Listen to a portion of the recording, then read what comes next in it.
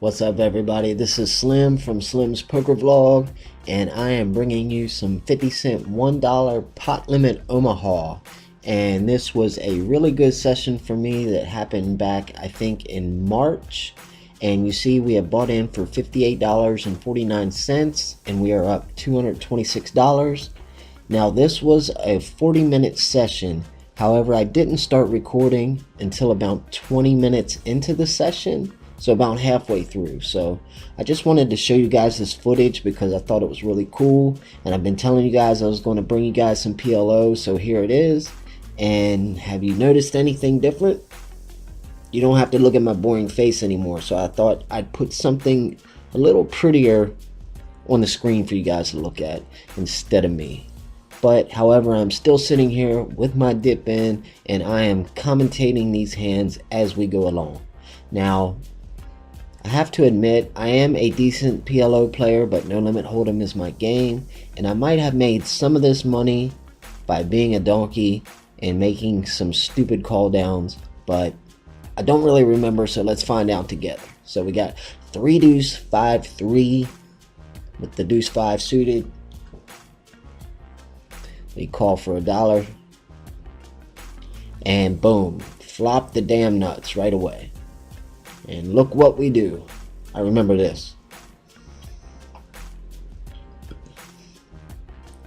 And I think that we should make this move anyway with that hard draw out there. Guys, you know the variance is so big in PLO and equities run so close that when you flop this wheel with 2 hearts out there, you know, anybody could have a set. I think it's just right to pot there, so we pot that and we win that hand. Next, we've got the 9-10 suited and the king deuce, and I like to fold that. I like the 9-10 suited, but we got that deuce dangler out there and the king of hearts that really won't do much for us. I'm a big fan of playing hands that can make the nuts, or at least flop nutted draws. People have the tendency to want to draw inferior in Omaha, and it can cost you stacks. So if I don't really have nutted hands, then I'm not really contesting the pot a whole lot. So it's kind of, I guess, fit or fold for me. I don't bluff hardly ever in PLO, and I'm very aggressive when I do have a great hand. Normally, I'm very selective also about the hands that I start with. However, in this video, I don't think I was, and I think you guys will see that. Now, this isn't a bad hand, but it isn't a great hand either. We've got a suited jack, and we've got ace queen offsuit. Not a great hand. I think now I'd either fold or 3-bet this, but I wouldn't even want to 3-bet this because of that deuce dangler there. So we have nothing going on for us here. We've got ace high. Definitely not winning that pot. And they both had spade draws. So we got pocket nines with a suited 9 and a deuce 3. So I like my pocket nines. Pocket nines, I've heard somewhere, is the pocket pair that flops the most sets. Now, I don't know who came up with that math and that information. I don't even know if it's correct, but I listen to it most of the time. So we flop a spade draw here. It's only 9 high, and we have a pair of 9s. Now, the spade draw could not be good even if we hit it, especially with a caller behind that guy, admin Jazz. Woots called, so one of them could be on the nut spade draw. So I think there we could have maybe folded for $10, because now we're facing a almost $50 bet now, and now that we're on the turn, we're not going to call that much to hit a 9 high flush on the river. We shouldn't have called the $10, but we did. Next hand, so we got pocket deuces with a 10-4. 10 deuce suited. Not a hand that I'm looking to play. Even if you flop a set of deuces, it's very vulnerable in PLO. And that 10 is a dangler. If you guys don't know what a dangler is, it's a card that doesn't work well with your other 3 cards.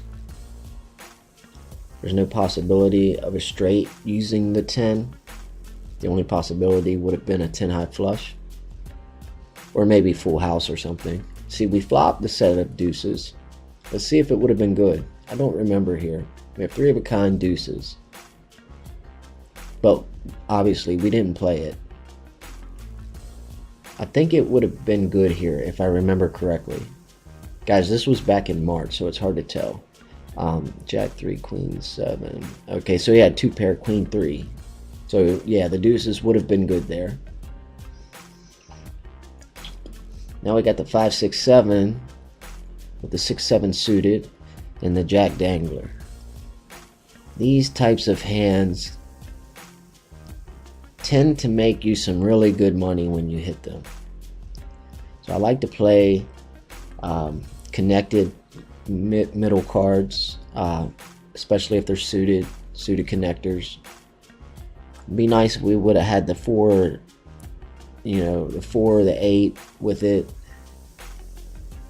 Well, actually, I don't know. That may be contradicted because then that may be taking it and out away from us if we would have had it. So yeah, I guess it's best to only have 3 of the connectors instead of all 4.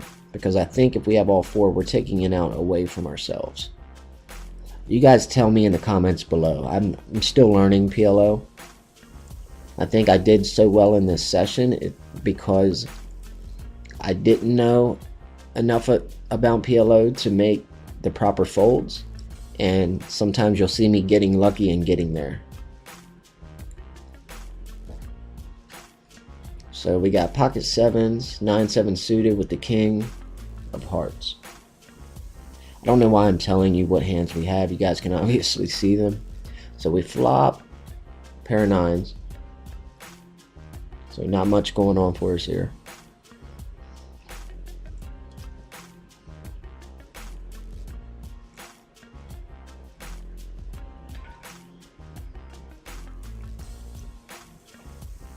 Now the heart draw comes in. There's a queen out there, an ace out there. A pair of 9s is not looking good.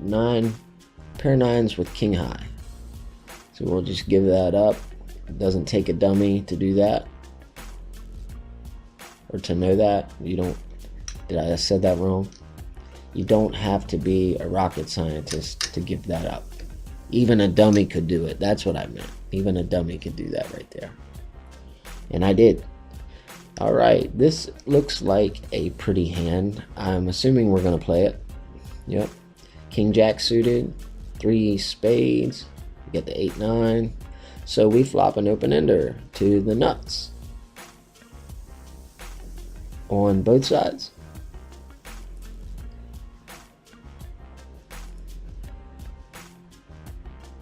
Yeah, on both sides. Terrible turn card. Anytime the board pairs in PLO and you don't have a piece of that, it's not good for you. Maybe we still make a straight on the river. Maybe not. Nope. We elect to fold when the board pairs, which is actually a pretty smart move. Even though we have the nut draw for the straight, you see what happened, the board double paired. So we made a good fold. That's results oriented, but even before the board double pairs, I think that we should be making the fold there. Like I said, guys, if I'm wrong, let me know in the comment box below because I need some feedback. I do want to improve my PLO game, so guys, give me your thoughts. I did make a lot of money this session, so if you guys think I did it by being retarded, let me know. Or if you think that I have a decent PLO game, let me know. If you guys see any areas that maybe I should work on, I would love to hear about them. So we've got pocket 8s with the suited ace 10. We got the 6 in there. So straight possibilities, flush possibilities, set, full house. It's a good hand. Well, not a good hand, but it's not a bad hand to play. At least I don't think so. So look at that. Now it's a great hand because we just flopped quads. Quads 10 high. And we just screenshot the shit out of this hand. And right now we're just trying to figure out how much money we're going to get for this. And look at that, he puts down a $9 bet, which is music to my ears. I should be doing nothing but flatting here. And I'm hoping he's going to bet again.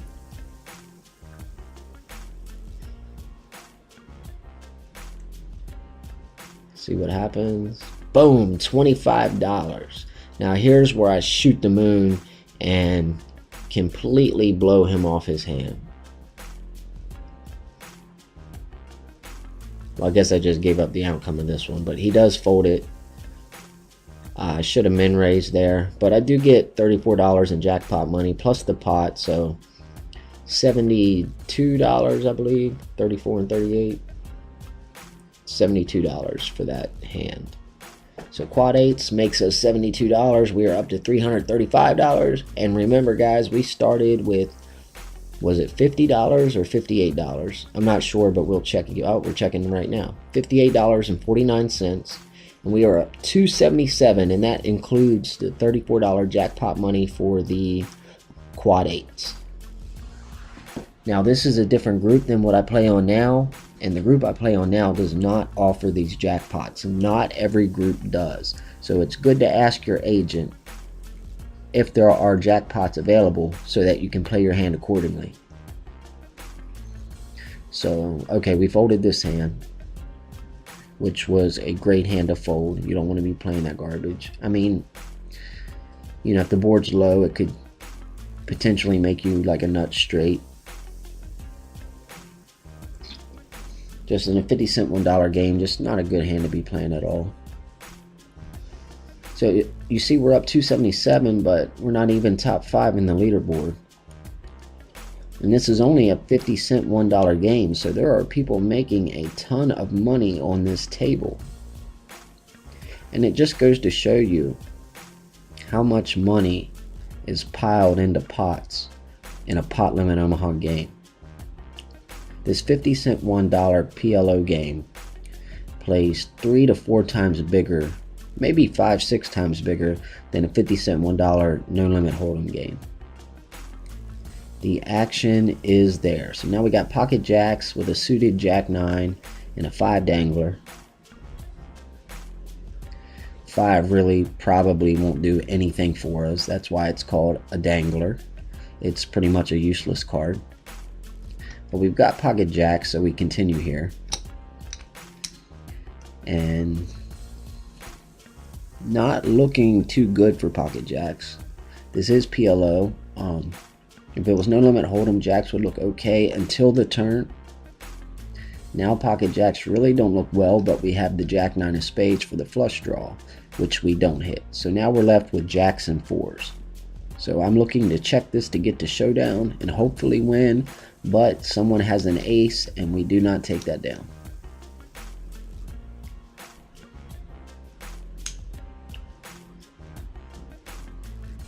Okay, there's a straddle out. I'm in the big blind. I can't tell you if I defend this or not until I do it. And I do defend, or call the straddle, rather. And of course the straddle bumps it up and we are stubborn and we call along with the other two players. And flop nothing but king high here. No draw. Now we turn the nut flush draw because the ace is already on the board. So we hit a club that doesn't pair the board, we win this hand. And the money is starting to get piled into the pot. He bets $56. So I'm pretty sure he potted it. This guy's all in for less, and we call 48 to hit a club, and look at that. Boom. 3 of clubs on the river. We make the nuts by calling 50-something to hit that club, which was probably a bad call. So the guy, the original raiser, flops a set of aces and comes in last. The other guy had the queen high flush, we had the king high flush. So that was first nuts, second nuts, and a set of aces. That was an action flop, or not an action flop rather, but an action turn card. The guy with the set of aces did everything he could to win that pot, and we just got stubborn, and we both turned a flush draw, and we both paid to hit it. I don't think the math is right for us to be calling $56 to hit that club, and the implied odds aren't even that great, because if the board doesn't pair and the club comes, the set of aces is not putting any more money into that pot, I don't think. He may be in check call mode, but we messed up in that hand, called $56 for the nuts. We checked it, hoping that he would bet again, and he was smart enough to check back. So no implied odds there when we hit our flush. If we would have put a $30, $40, $50 bet out, he may have called it as a crying call, but we did not do that, and I consider that a mistake looking back at it. So in for $58 and now sitting on $436. Not bad for about a half an hour now. Just a really high action PLO game.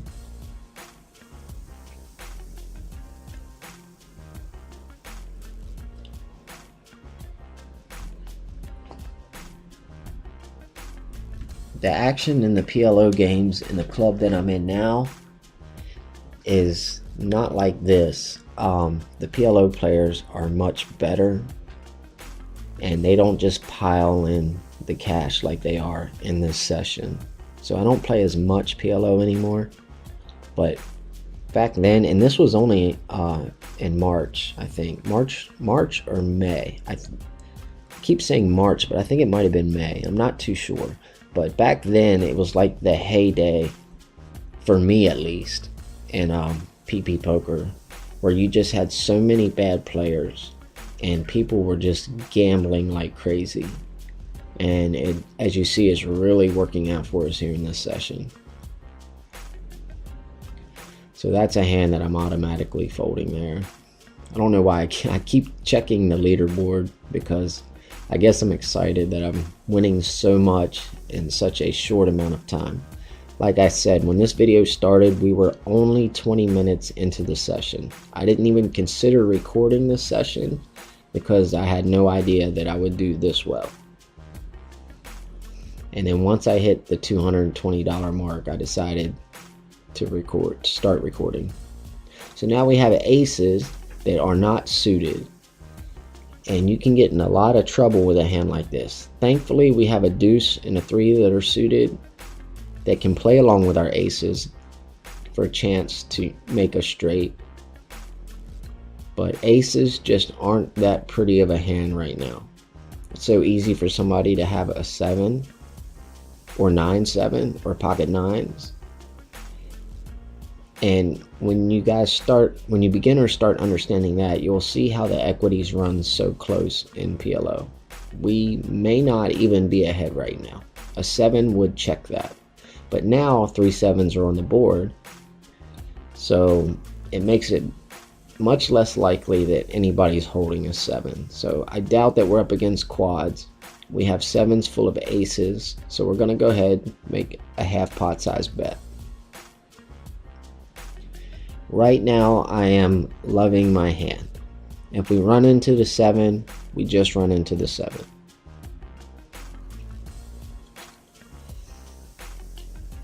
So, without that last 7 being considered, we would have the nuts here. And look at that. Ace on the river, we make an even better hand. Now we don't have 7s full, we have aces full. And we just call just in case that 7 could be out there, and we win with aces full, and the other guy had pocket kings for 7s full of kings.